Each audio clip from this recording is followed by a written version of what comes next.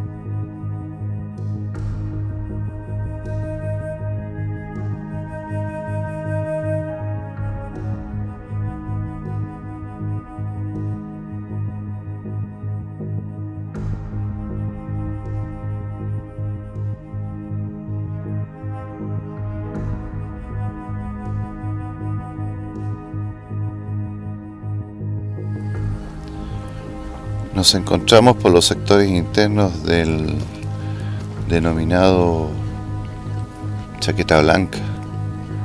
Lejos allá podemos divisar las antenas y los fondos de quebrada, de vegetación, de mucha vegetación.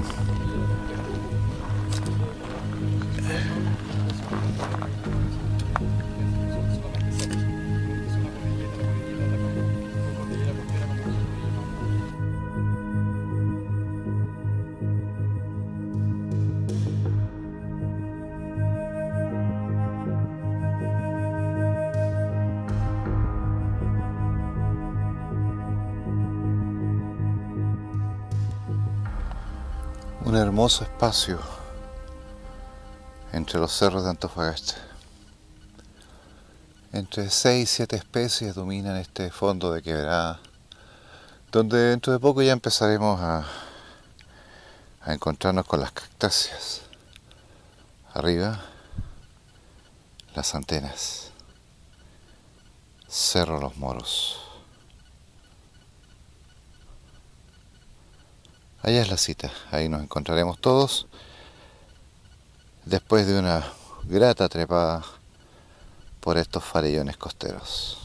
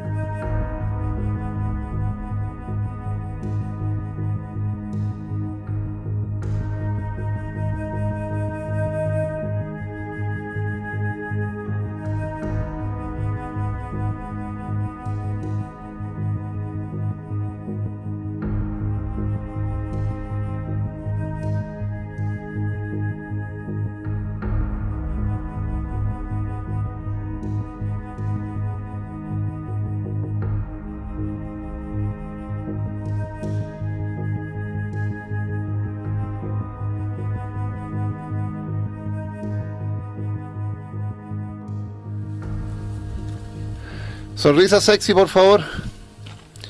Gracias. Edgardo. ¿Cómo está, Mauricio? Bien, ¿a cuánto estamos más o menos? Yo creo que unos 350, 400 metros sobre el nivel del mar. En este minuto. Más o menos. Demasiada calor. Sí. Pero mira al fondo cómo viene la Camanchaca. Estimo que en una hora, más o menos, tal vez un poco menos, ya nos cubre. ¿Qué te parece a ti este espacio? Fantástico. Ahí no te muevas mucho. Cuarta vez. Yo creo que uno de los trekkings más fuertes que hay acá en la cordillera costera, a lo menos cerca de Antofagasta, Ya, con bastante trepada. El año pasado nos regaló el verde ya. de las lluvias de marzo. No, pero espectacular venir siempre a las antenas, altura de Papiche. Alturas de Papich. Oye, vemos que todavía se mantiene algo de vegetación. De hecho, igual no pierde el atractivo. Pero parece, como tú mismo dijiste, la altura, la escalada y la vegetación hacen un lugar especial. Pero ¿tú lo recomiendas que cualquiera puede venir? No. Siempre este tipo de actividades, tomando las medidas de seguridad correspondientes, buenos zapatos, buen equipo, siempre acompañado, nunca solo. Lo ideal, 3 personas, Con gente que sepa. con gente que sepa, siempre con un guía, siempre con una buena comunicación, celulares de emergencia, walkie-talkie, UHF, porque la prevención y el autocontrol, antes de todo, siempre en este tipo de actividades al aire libre. Oye, y lo último, el lugar es hermoso, ya estamos de acuerdo. Es ideal para subirlo y para bajarlo. Complejo por la gran cantidad de acarreo y por la pendiente que tiene. Lo recomendable es hacer guanaco y bajar por la chimba. O sea, entonces la idea es subir por este lado, pero nunca bajar por el Nunca otro. bajarlo. La prevención, más que nada para evitar lesiones y eventuales incomodidades en el descenso. Más que nada accidente, Así siempre. es. Vale, pues Carlos, se te agradece, muchas Nada, gracias. compañero. Nos vemos. Nos vemos. Nos encontramos acá en el sector ya de las antenas y para poder hacer una mejor panorámica del sector vamos a cruzar un pequeño bordecito para justamente llegar a un lugar donde podamos mostrar todo lo que es la Bahía Jorge. Allá podemos ver otra antena, ya la Camanchaca acaba de ingresar por el sector de fondo de bahía, sector ya de Portada, Rinconada. Vamos, acompáñanos, les va a gustar este pequeño recorrido. Lo que podemos decir que en este minuto nos encontramos por sobre los 1000 metros, que es uno de los puntos más altos de la cordillera costera de este sector de la comuna de Antofagasta. Podemos llegar a lugares donde se encuentran ya 2500 metros en esta cordillera costera, pero acá en Antofagasta las alturas no son tan pronunciadas. En la vegetación algo diversa, hemos encontrado algunas cistantes, nolanas peruvianas, divaricatas, nolanas lachimbensis, algunos poliaquirus comunes para este sector, y lógicamente de que aquí en este lugar donde se produce un efecto de atrapanieblas por la antena, ya podemos ver otras especies, como por ejemplo aquella.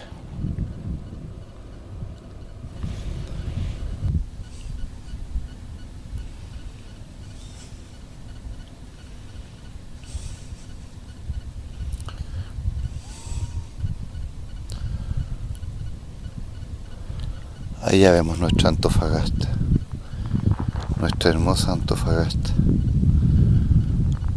rodeada por este cordón montañoso. Y en este lugar, Morro Moreno. La Camanchaca ingresando por el sector La Rinconada, algo fantástico.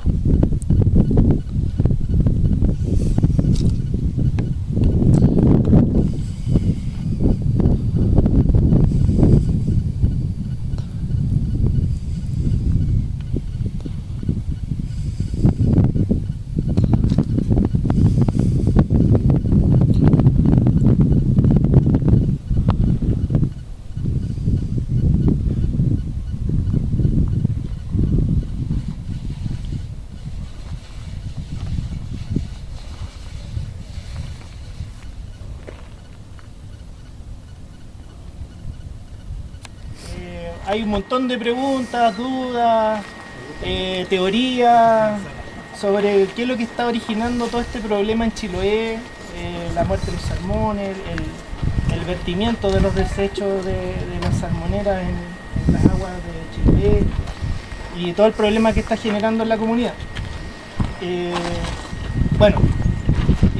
Como digo, hay varias posturas, varias maneras de cómo abordar el problema. Yo lo voy a abordar de un par de ellas o un par de visiones de las cuales se están conversando. Primero que nada, hay una postura de la mayor parte de la comunidad científica que asegura de que este problema es a causa del calentamiento global, ¿ya? También obviamente yo voy a dar mi opinión al respecto, pero no es la verdad absoluta.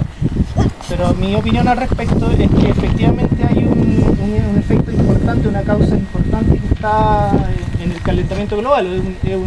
Es un hecho indesmentible de que estamos sufriendo fenómenos de distinto tipo a causa del calentamiento global. Uno de ellos es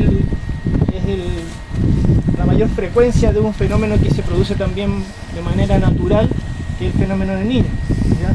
Ustedes saben también de que estamos, desde el año pasado por lo menos, estamos sufriendo un niño relativamente intenso en lo que tenemos por lo menos registro histórico hasta el momento, ¿ya? El niño Godzilla le llamaba a la prensa y cosas por el estilo. Entonces eso se debe a que de los registros que se llevan es uno de los niños más intensos en cuanto a variación de temperatura y los efectos que está teniendo en el clima del planeta, ¿ya? En términos simples, ¿qué es lo que es el fenómeno del Niño? Es una distorsión en las formas de cómo habitualmente se distribuyen las temperaturas en el mar, ¿ya? Es que aquí en nuestra zona lo que se nota es que hay agua más caliente, y en el sur también se está viendo lo mismo, aguas más calientes que están ingresando a la zona marítima de nuestro país, ¿ya? Y eso provoca una serie de efectos, que hayan especies que normalmente no se conocen, empiezan a entrar aquí, los fenómenos de surgencia, que es cuando viene todo el agua del fondo del océano, el agua fría y rica de nutrientes que hace que todo este océano Pacífico sea bien abundante en pesquería, también sufre un problema, se queda como más estancada, por decirlo de alguna manera, en las partes más profundas, y el agua caliente ingresa por las partes más superficiales, y estas aguas no se mezclan, se forman como bolsones, ¿ya? Y eso es lo que ha ocurrido en otros sectores. Voy a volver a este Chiloé, pero lo que ha ocurrido en otros sectores es que justamente eso, donde llegan estos bolsones de agua caliente con menos cantidad de oxígeno. El agua caliente tiene menor capacidad de retener oxígeno, por lo tanto los peces o los animales marinos que viven en esas áreas se asfixian, ¿ya? Eso es lo que pasó hace unas semanas atrás en Mejillones, una o 2 semanas atrás en Mejillones, ¿ya? Lo que pasó también en el lado de Queule, que se han visto en las noticias, también se vararon miles de toneladas de sardinas también dentro del río, en la desembocadura del río, ¿ya?